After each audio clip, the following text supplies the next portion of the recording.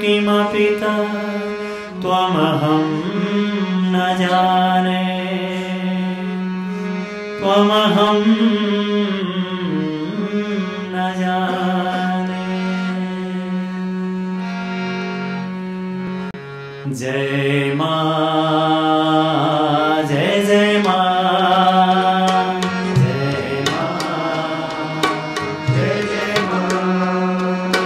जय मां, जय जय मां, जय मां, जय जय मां,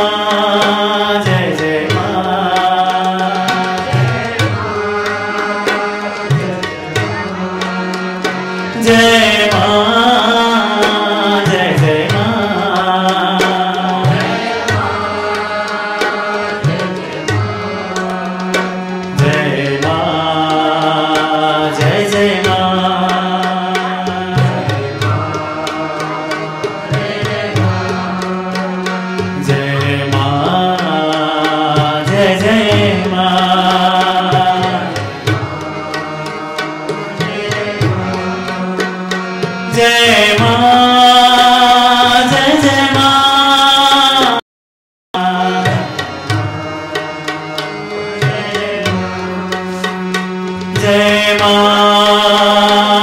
मां,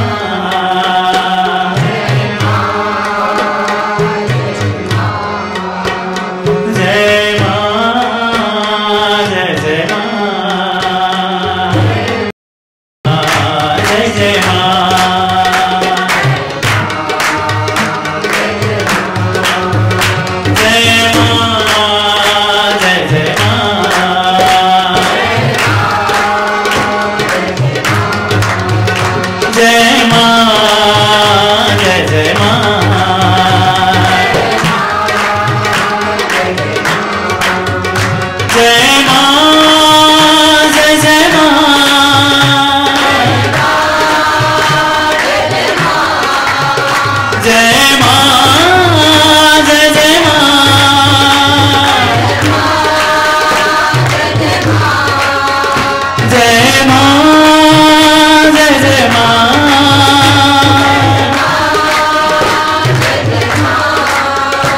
जय मां, जय जय मां,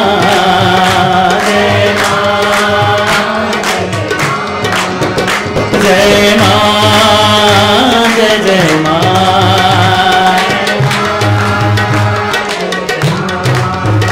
जय मां, जय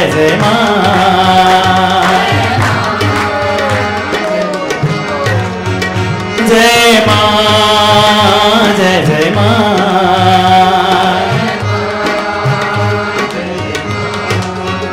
Jai Ma, Jai Jai Ma.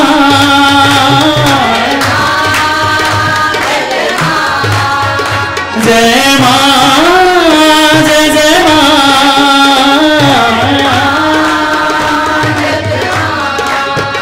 Jai Ma, Jai Jai Ma. Jai Ma, Jai Jai Ma. Jai Ma, Jai Jai Ma.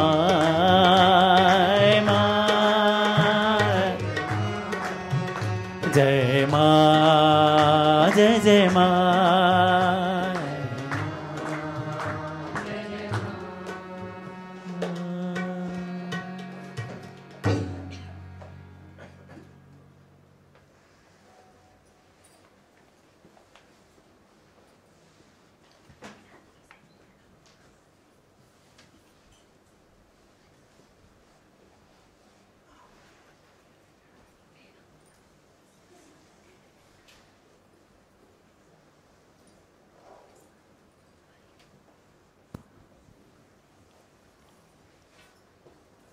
Welcome to Satsang.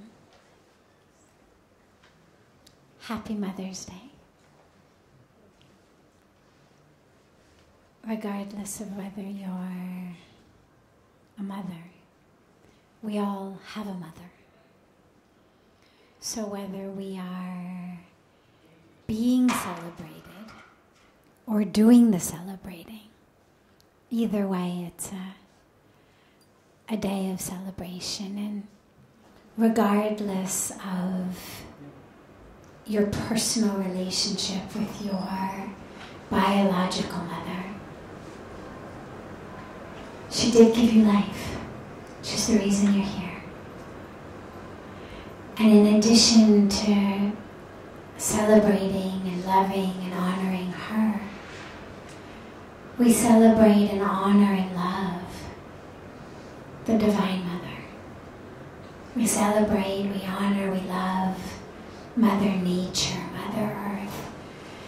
Puja Swamiji earlier today was saying, yeah, in the West they're celebrating Mother's Day today, and here in India, every day is Mother's Day.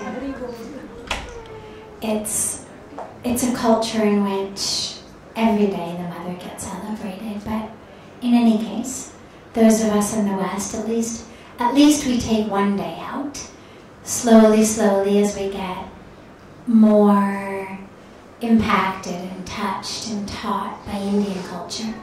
Maybe we'll go from one day a year to one day a month, and then maybe one day a week, and then slowly we too will begin to be able to celebrate every day as Mother's Day. So, in the meantime that it's just one day a year, Happy Mother's Day. I'll begin with one or two of these that have come in advance, the questions, and then I'll open it up to any questions that anyone here might have. Can the call of Ganga be explained? I heard the waters at the beginning of the Satsang video, and it drew me here, despite a major illness. Ah, how beautiful. So our wonderfully dedicated Seva team takes these videos and cuts them question by question. So typically during our time together, we get through 3 questions, sometimes 4 questions approximately. But what they do is they cut each question and they put in a very sweet little few second image at the beginning of Mother Ganga flowing, and it's a very, very sweet package they put together, and then they upload it on websites, on YouTube and Facebook and whatnot. So what the question is referring to is that in the beginning of that satsang video, the edited, packaged version of it, it has the sound of Mother Ganga flowing in the beginning. The first image is the image of the flowing waters. And so the questioner says, I came here, I was drawn here, even despite physical illness, from simply hearing the sound of Ganga play for those few seconds in the beginning of that montage, the beginning of the Satsang video. So how is that call explained? Well, divine magic is divine magic. And the dilemma when we try to start explaining is the tools that feel to us as acceptable tools of explanation are tools of this physical realm. They're the tools of science. They're the tools of our senses. But none of the beautiful magic that takes place in our life, none of the miracles that take place in our life, can be explained by a law of physics or by a law of, what it weighs or how tall it is. If we had natural laws to explain it, it wouldn't feel like a miracle. It wouldn't feel like magic. And for me, what this really is a very, very clear indication that there are natural laws that we're just not aware of. It's not that it's unknowable, unnameable, inconceivable, inscrutable magic. It's just that it doesn't fit in to our scientific, systematic explanations, which to me means that those explanations are very shallow. For example, take something as simple, as common, as universal as being in love. Okay? Can anybody explain that scientifically? How exactly does that happen? Like where exactly in your body does love happen? What makes you fall in love? I mean, some of you, if we go around and tell stories of being in love, somebody's going to have a story of saw you across a crowded room, fell in love. Somebody's going to have the story of knew you for 25 years and didn't realize I was in love. Somebody's going to have a different story. Somebody's going to have the fell in love with you, then got married. Somebody will have the married and then fell in love or learned to love story. As many people as we have in this room, we're going to have different stories of love. But they're all valid, they're all real. Nobody would so much as insinuate that love is a figment of your imagination, that it's not hard science. So interestingly, we're okay with having love be outside the realm of science.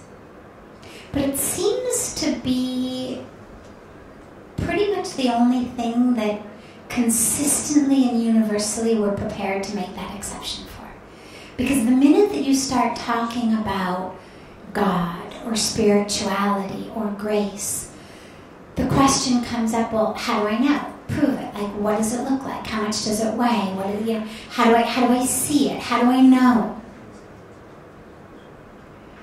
Which interestingly are questions that we're prepared to let go with love.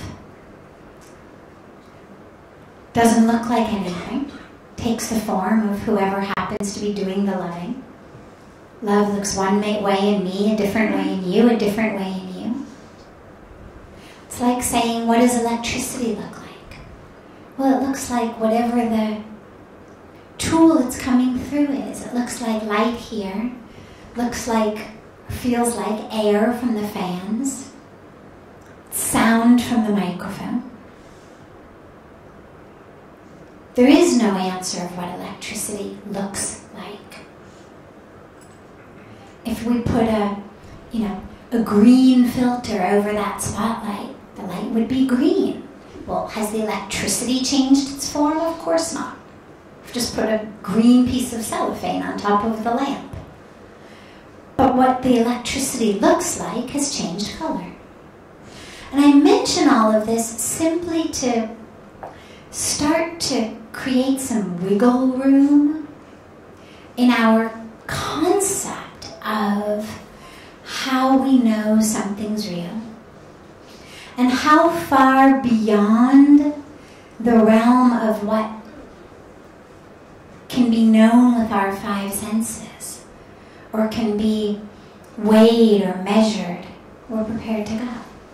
Because in order to understand things like the call of Ganga, you have to be prepared to take a step outside of that realm. And all we're asking you to do is be prepared to walk the same way you walk when you think about falling in love. People who aren't in love, it's one of the things that so many people are yearning for. Oh, I just want to find somebody. Nobody is saying, well, I don't know because, I don't actually think love really exists. I think it's a figment of everybody's imagination. Even those who don't have it understand it exists. So, with the call of Ganga, the call of the divine, with any of the miracles, the magic, we have to simply be prepared to take the same step that we take as we're falling in love. It simply says, I have no idea what this looks like, how much this weighs, what law of nature this pertains to, but it feels better than anything in my whole life has ever felt, so I'm going to go with it. And that's all it requires. So the call of Ganga, it's a magnet. It's the energy that pulls us back to our source. And yeah, here it exists in the waters of Mother Ganga, that are the form of the Mother Goddess. There are people in the world for whom it exists in so many other places in the world. People of other religions, people of other cultures, people of other races. There are many, many holy places in the world that call people from the inside. I'm sure if we delve into the lives of the masters, the mystics, the sages, the saints of all the world's religions, we're going to find stories. And even the devotees, the awakened devotees, are going to find stories of people being called to so many different holy places, because it's the presence of the divine that calls you. Not with words, but literally with magnetic energy, the same way that the North Pole calls the hands on a compass. How does that happen? Well, all right, we can say magnetism. That's just a word. It's just a word. We could come up with a word for the call of Ganga, and then we'd have a way to explain it. Magnetism is just a way of explaining a phenomenon that exists. So is gravity. Okay, things fall to the earth. Why? Let's call it gravity. Compass points to the North Pole in the northern hemisphere, the South Pole in the southern hemisphere. Why? Let's call it magnetism. It's the relationship of the moon to the ocean. Let's call it a magnetic pull. But these are they're just terms, they're words. They've got different terms and words in different languages. I've given you the English. The term for this in the spiritual community is grace. That's what you call it. You call it grace. Like what the North Pole does is called magnetism. What the Earth does is called gravity. They're all energies that pull you toward them.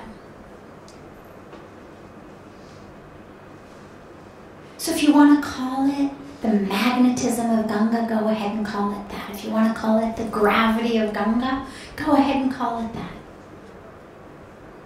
Really doesn't matter what we call it. What we know is it exists. The North Pole was doing its magnetic thing long before anybody ever built the first compass or understood how it worked. Gravity was operational before the apple fell on Newton's head. Before we had words for it. This grace is here. It's called coming home. Coming back to the self.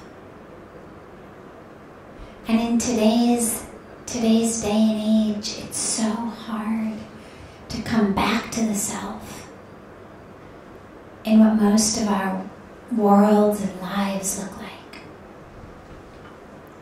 And so Ganga pulls you.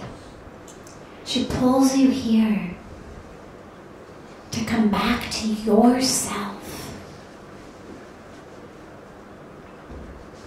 to that divinity within the self, and to her holy banks, where, things function a bit differently than they do in other parts of the world. Again, how do you explain it? We explain it by grace. Quantum physics talks about what happens to matter in different types of gravity. I'm not a quantum physicist, but I love the implications of it. So you take something like a black hole. Well, they'll tell you that in a black hole, matter, and I forget the numbers, I forget the statistics, but it's this huge amount of matter. So you could take, all the couches of the world, all the tables of the world, all the things of the world that feel very, very, very solid. And that they'd all fit on like the tip of a teaspoon. And yet, we also know by laws of physics that matter is never actually destroyed or created. So what happens to it? Well, nothing happens to it except the energy of that black hole does something to the matter that without dissolving it or destroying it, somehow that which occupied lots and lots and lots of space no longer does. I can't tell you any more than that about how it works because I don't understand. But for me, what it does is it makes us realize, wow, there's all these incredible powers of energy, ways that laws of nature function differently in different places, in different magnetic fields and areas, even right here on planet Earth. How does it work? I don't know. But we know it exists. And so the fact that in this spiritual vortex, you could say, in this place of very, very high and special spiritual vibrations, frequency, literally, things function differently. Things happen differently. How? I don't know. But we take all of that and we call it grace. Like the scientists call it energy or gravity or, pressure or pull or whatever words they use. We call it grace. But if you prefer a different word, don't worry. Any word is fine. What matters is it happens, it's real. And whether it hits you through listening to the sound of Ganga in a few second montage before a satsang video on YouTube or Facebook, or it happens to you through going on the internet and seeing something that says Rishikesh, or having it come to you in a dream or in a meditation, or on the advice of a friend, or to me on the page I happen to open to in a several hundred-page guidebook. Rishikesh, okay. However it happens, allow yourself to be called. You never see iron filings saying, yeah, make me. Forget it, no. I'm not gonna go. No, I'm sure in theory they could. But one would wonder what the point was. If here there was this incredible magnetic pull from the North Pole and you happened to be an iron filing, why would you not go along with the magnet? And so in the same way, when we feel that pull, rather than second-guessing ourselves, the iron never wonders, well, God, do you think that's meant for me? Maybe that was meant for the guy next door to me. Maybe it wasn't really a pull to the North Pole. Maybe it was a pull somewhere else. No, where it's pulling you, when you feel that, you're clearly being pulled. So allow it. Know that there's an order. There's a science behind it. Even if we don't have the words yet for it, even if we don't yet know how it works. It's better to abide by it. In the same way that it's much better to abide by the laws of gravity, even if you don't know what they're called. Right? When we don't walk off buildings, we know, I'm going to fall to the earth, regardless of whether I understand how gravity works or not. We don't all go onto tops of buildings and wonder, well, God, I wonder if this applies to me. Right? I mean, I don't have to follow everybody. Yeah, everybody else is falling. Maybe I'm not going to fall. Who says I have to fall? I'm an independent thinker. I'm free. Nobody can make me plummet to the earth. Well, yeah, gravity can. And so when you feel a pull that's that strong, rather than second guessing it, rather than fighting against it, see what it's there for. Because gravity applies to everyone. The magnetic pull applies to all of the iron. But not everyone gets the call to Ganga. That's not a call that everyone gets. And so if you've been someone who's gotten it, clearly you've gotten it for a reason. See where it goes. So, before I take another question that came in advance, I'm happy to open it up if there's anyone here with any questions. Yes?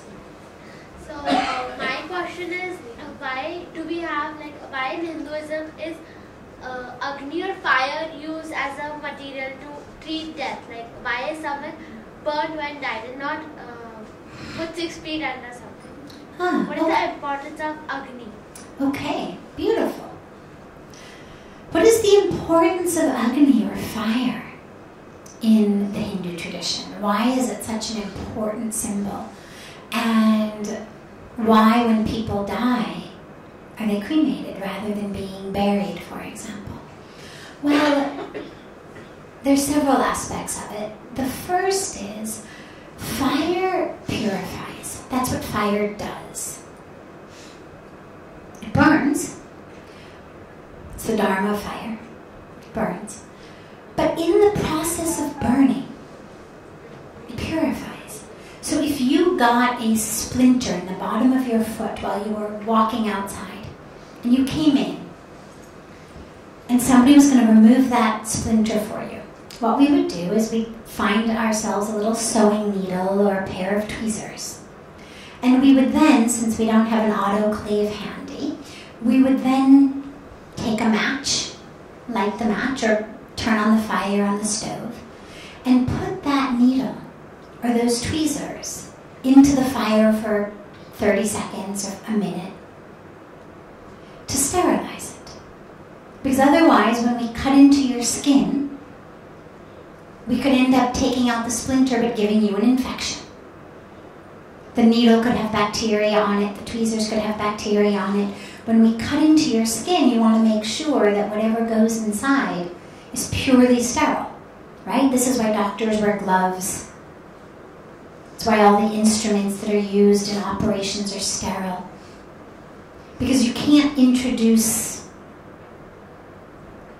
germs into the body or you'll end up with an infection, okay? So fire sterilizes. It removes all the impurities, whatever was there on the needle, whatever was there on the tweezers. In 30 seconds or a minute in even a single match flame. Totally pure. Once it cools down, ready to be stuck into your foot safely. So fire purifies. Now, in most cases, it's not our needles we need purified. It's aspects of ourselves. Now, this is while we're still living. We'll come to death in a moment. But the reason that, for example, we perform all of these yagna ceremonies, the fire ceremonies, is it purifies us. Not the core of who we are. The core of who we are is pure and perfect and divine. But it purifies all of that which is not self. Like all of the bacteria that's gotten onto the sewing needle, right? The needle is fine. Nothing wrong with the needle itself. But as it's moved through the world, it's acquired a whole bunch of germs. You never know where it's fallen down, who stepped on it, who sneezed on it. So all these things that are not needle have made a home on top of the needle. In the same way, you are soul, pure, perfect. But as you've moved through the world, you've acquired things that are not you. An ego, desires, anger, grudges, an identity. Who you think you are, the chances are is based very much on this body.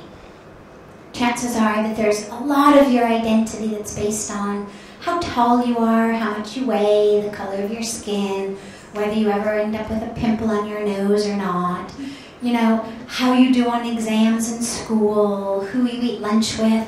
All these sorts of things become part of our identity. What sorts of activities I do after school, am I an athlete, or am I an artist, or am I a musician, or am I a babysitter, or what do I do? These all become parts of my identity. But that's not you. That's not really you. That's what we call the false self. Now, simply thinking I'm an artist compared to I'm an athlete, no harm in it. The problem comes, the suffering comes, as we move through life, as we identify more and more with that which is not self, the physical body, what we do. That leads to anger. It leads to jealousy. It leads to fear. It leads to competition. It leads to anguish. It leads to frustration. It leads to all of these things. despair, right? If I'm identified by the group of people I eat lunch with, that is my tribe. These are my people. And I take my lunch tray to sit with them one day, and they all stand up in unison and go and sit at a different table. It's going to hurt me, right? It's going to really, really hurt me. And I might go home and cry because I've identified so strongly with those people, that group, this relationship, that even the momentary rejection by them is so painful that if I can even stay in school for the rest of the day, it's a miracle. Right? So this is where it happens. So then we come to fire. So when we perform the fire ceremony, what we are giving up is all of that keeps me from realizing I'm soul, I'm divine. So all of the stuff that worries about the pimples on my nose and worries about the color of my skin or my weight or my height or who I'm eating lunch with or what college I'm going to go to or who's doing better than I did on an exam or the fight I had with my mom or any of those things. And the messages that they give me about myself. I'm stupid, I'm this, I'm that, or the flip side. I'm so smart, they're stupid. Either way. It's a problem either way. Whether you think you're the stupid one and they're the smart one, or you're the smart one and they're the stupid ones, either way it's a problem. So we offer that to the fire. With the prayer, oh God, purify me of all of that ignorance. Let me know who I really am, which is this beautiful divine consciousness, this love, this spirit, this soul, so that I'm not impacted and affected by all of these things. And then, you want to ask a question first, or should we take death first? Yes. So like when we think about it scientifically, humanity, it benefits humanity, like fire creates pollution, and instead we donate our eyes and like several body parts, and then if we bury myself, so like I'm contributing to the humanity, like a garden, I can become used as humus or anything, like pollution creates bad things. Yes, pollution is horrible. Okay, so we move into death. When we die, why are we cremated? First of all, interestingly, fire itself does not create pollution. It depends what goes in the fire. Fire itself is not a pollutant. If you sit at the yagna fires that take place, they're actually supposed to purify the atmosphere. There's actually a whole science of organic gardening by yagna fires.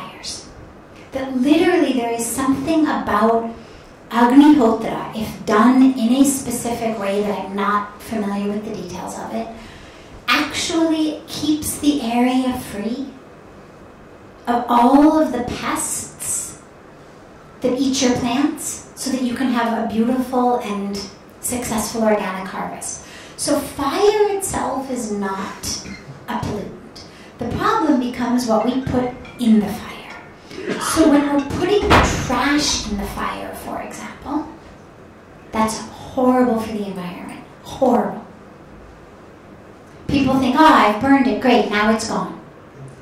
No. I've just turned something that was ugly on the ground into something that's actually toxic in the air. So not only haven't I solved a problem, but I've actually created more of a problem. In terms of cremating people when they die, the way that it's done with the camphor, with the ghee, is actually not something that creates pollution. The pollution that we worry about with regard to cremations is when they're not fully cremated. because it takes a lot of wood to fully cremate a body. It usually takes about 600 kgs of wood to fully cremate a body. I mean, that's huge. A lot of people don't have the kind of money to pay 600 kilograms worth of wood. So they burn the body kind of halfway and then dump the rest into the water. That pollution becomes something very worrying. Additionally, having to cut down all the trees for 600 kgs of wood per person also adds to pollution, because the trees are what clean our atmosphere. So by removing the trees that clean the atmosphere, we're indirectly leading to pollution. Now there's a solution for this, actually. That's a bit of wonderful science that Pujya Swamiji is working with and has inspired scientists to be developing, which is a form of a green crematorium.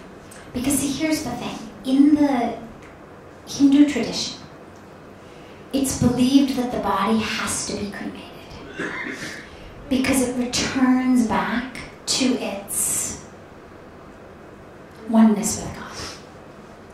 It's not a tradition that buries bodies. And the other point is, we don't have that much land in any case. So keeping in mind people's religious sentiments, because I'm not sure that you're going to convince over 1 billion people to, to change the tradition of cremation. But there is a solution, which is something called a green crematorium, which instead of taking 600 kgs, takes 100 kgs. Now, ideally, people would be cremated electrically, which is how it's done abroad.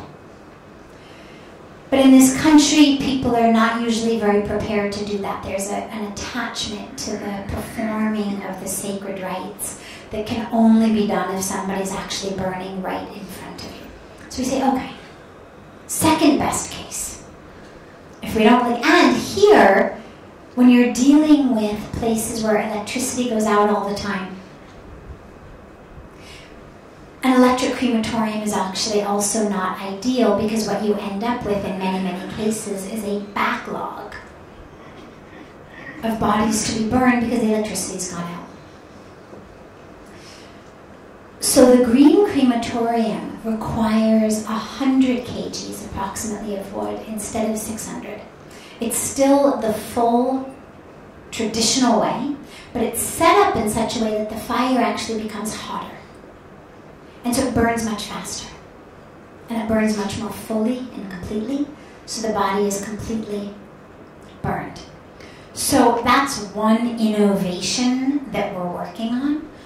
But your way of thinking is wonderful, really wonderful. We need more youth like you. And I'll give you a job. The most pollution that comes from fire in this country comes from two things. Number one, the burning of trash. And number two, the burning of agricultural waste that the farmers do. So the harvest is done. They've harvested their wheat. Now they've got all this agriculture waste and nothing to do with it. So what do? They burn it. This is why in Delhi, in November, December time, the pollution is so much worse than the rest of the year, because that's the time of the harvests in Haryana, in UP, in the bordering states where the farmers are burning all of the remains from their crops. Now, there's an innovation for that as well, which I won't go into all the details of here, but it's called AgriBoard, and it's a fantastic new innovation that, again, we're working with the people who are bringing it to this country.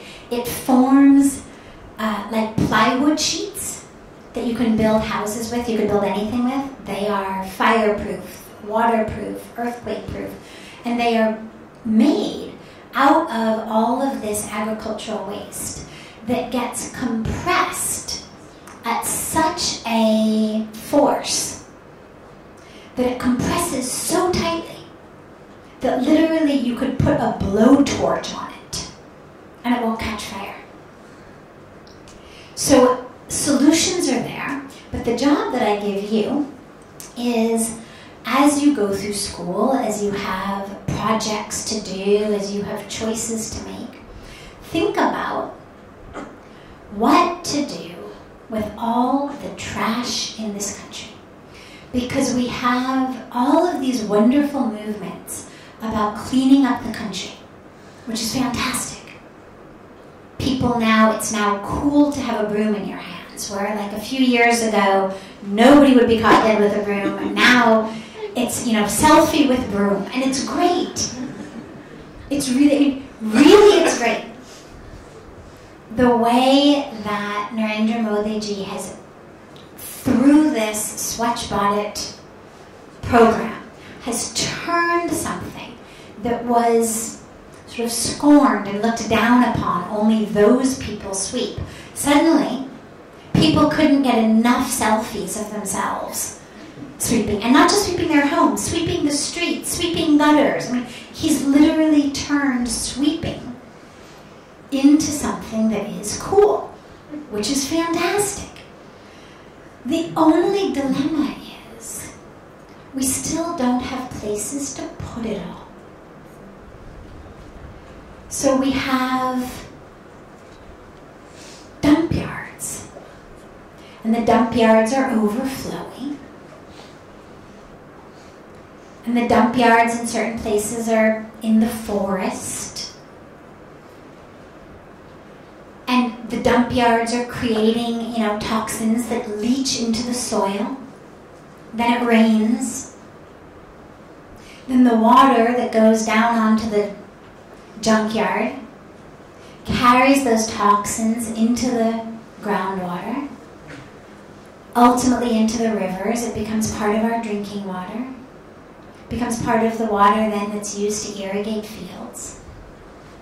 And so what this country is going to need from your generation is solutions of what to do with the trash other than burning it. Because then all we're doing is we're substituting ground pollution to air pollution.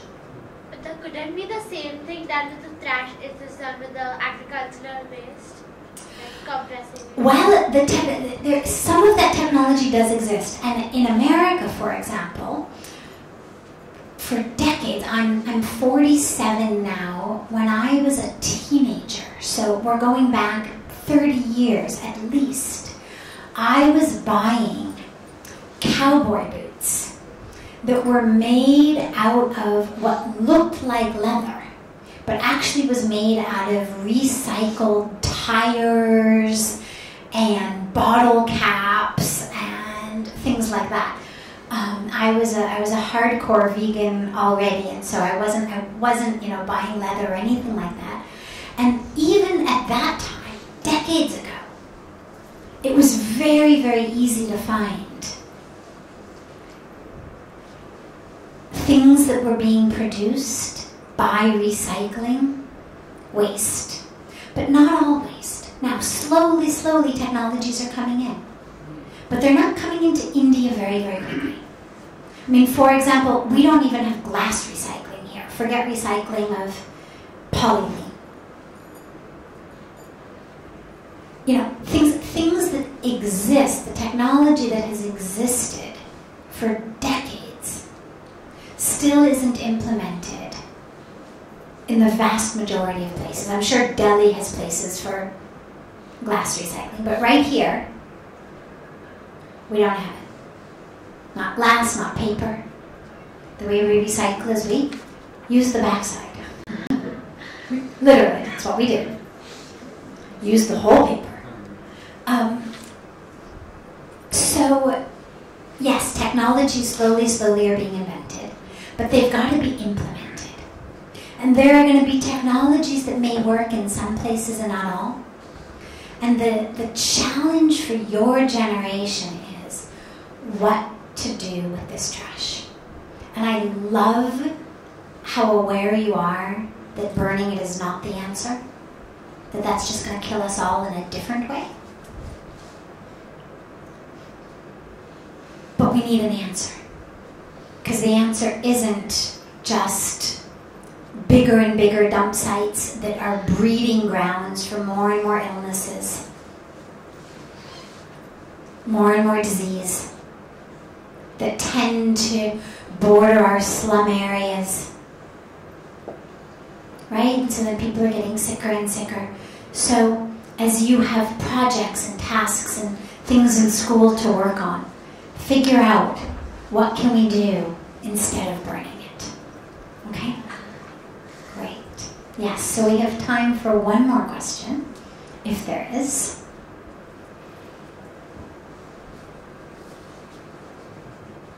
Okay. If not, I'll take to end with one of the others that has come in advance. You often speak about right speech, as explained in the Bhagavad Gita, as being truthful, kind, and beneficial.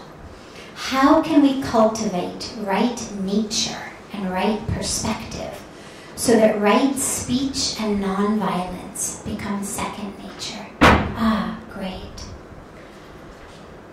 So, it's a beautiful question because one of the things that we talk about so frequently here and in so many spiritual places is basically, thou shalt blank, thou shalt not blank. So we know we're not supposed to kill, we're not supposed to harm, we're not supposed to lie, we're not supposed to cheat. One of the things that comes in that category is, what's the right speech? Well, Lord Krishna in the Bhagavad Gita tells us it's that speech which is truthful, kind, and beneficial. So the questioner says, how can we cultivate the right nature and the right perspective so that right speech becomes automatic? Meaning, how do I not have to tape the 10 Commandments or the yamas and niyamas or whatever are my rules of life on my fridge? How can I live in such a way that it's automatic? When you love your family, you don't have to put a sticky note on your fridge that says, remember to feed the kids. Right? I mean, is there any mother who needs to write herself a note that says dinner? Right? Because otherwise she might forget. Of course not. Right? This is how she lives. Or in some cases the father. More frequently the mother, but in some cases absolutely the father. They know. Yeah, kids, family, food. They don't forget. They don't find themselves drifting off to sleep going, oh my God, I forgot to feed the kids. Because it's who they are. How can we make right speech so second nature that it happens from us? And that comes really from identifying as the person who speaks with kindness, with truth. If the mother didn't identify as a mother, or the father didn't identify as a father, they might very well forget to put food on the table. When something is just your job, we forget to do it sometimes. Whatever you may be hired to do, whatever your job may be, whether it's a volunteer job, whether you're being paid a little bit or a lot to do it, I guarantee you there are times you have forgotten to do something that you were told to do or you were supposed to do. I guarantee there were days that just slipped through the cracks, that you just didn't perform the way that you were expected to perform. That's human nature, because it's a job. But I think there are very, very, very few people who would say, yeah, I forgot to feed my kids. Yeah, I forgot to, them to bed. I went to bed, forgot they were, my 6-year-old was still watching TV. We remember because we're engaged as the identity of mother, of father. Because that is who we are. And so in the same way,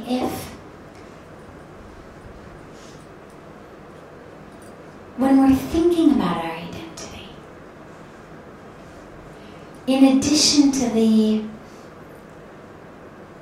fullness, in addition to the ultimate truth of soul, spirit, consciousness, but if I'm looking simply at my identity as one who speaks, my identity as one who performs actions, well, if I identify as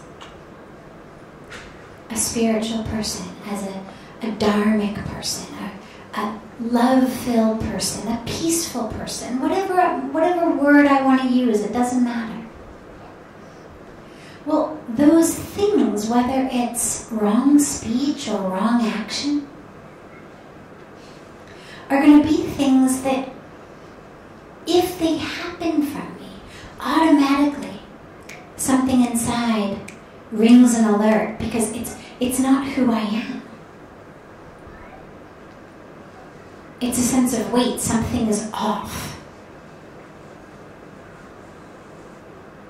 It would be like sticking a cigarette in the mouth of somebody who didn't smoke, right? They'd start to cough. Wait, I don't smoke. I'm not a smoker. In the same way, when we start to live as people committed to a path of spirituality, of love, of dharma, of oneness, then our speech is going to reflect that. Our actions are going to reflect that. And when they don't, when we have a slip, it's going to hit us automatically. And the internal sense of something being off is going to be its own punishment.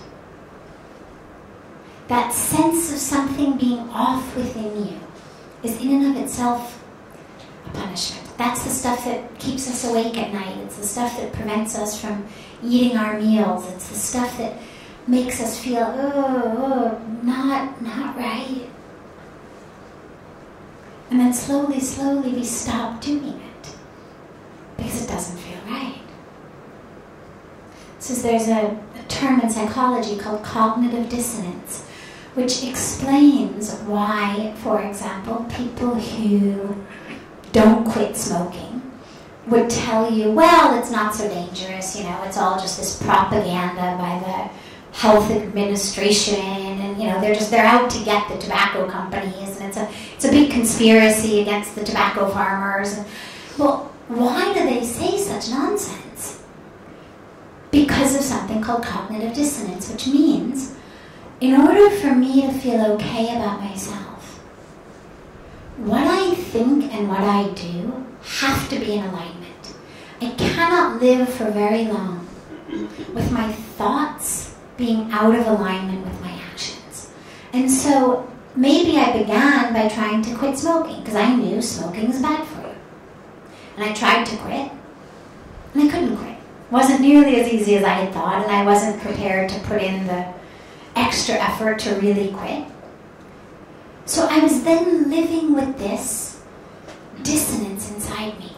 Brain said smoking is bad, but body kept smoking. Dissonance. So since I couldn't change my actions, or I was not willing to change my actions, my only option was to change my thoughts. Which is why now I'm convinced it's just a conspiracy to put the tobacco farmers out of work and, to ruin the tobacco companies. Because, my grandmother smoked till she was 106 and, 3 packs a day, and, she was fine. So this is where you get all of those kinds of stories.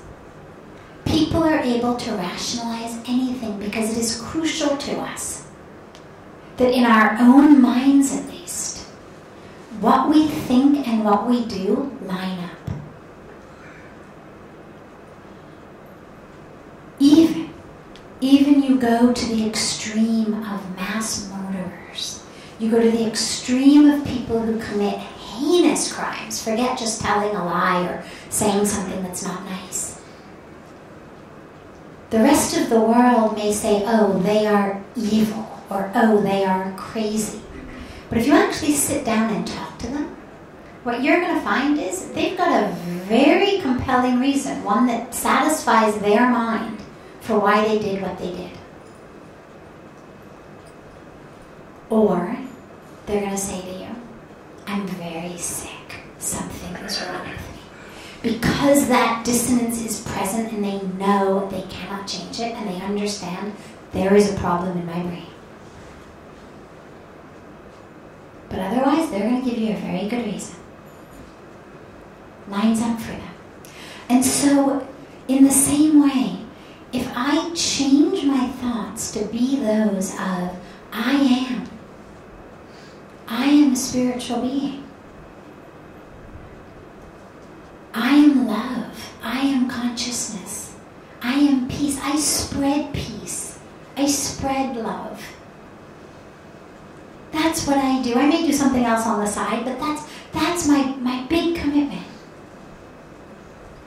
Well then, anything I do that doesn't feel loving and peaceful is going to rub me so badly on the inside that chances are it's going to be worse for me than for whomever it was that I said something not so nice to. And either I then have to change my entire way of thinking about myself, or I have to stop talking like that. Because eventually you get tired of not being able to sleep at night. Eventually you get tired of not feeling good inside you. And so if we hold on deeply and sincerely to the knowledge, I am a spiritual being, I am a dharmic being, I am love, I am peace, I am consciousness, that is what I am here for. I am light. I spread light, I spread love, I spread peace. Then your words and your actions are going to have to start to be that. Or inside you won't be comfortable anymore. So don't worry yet about changing them. Just worry about holding tightly and tenaciously to the knowledge of who you are. And the rest will line up automatically. Have a wonderful and beautiful evening.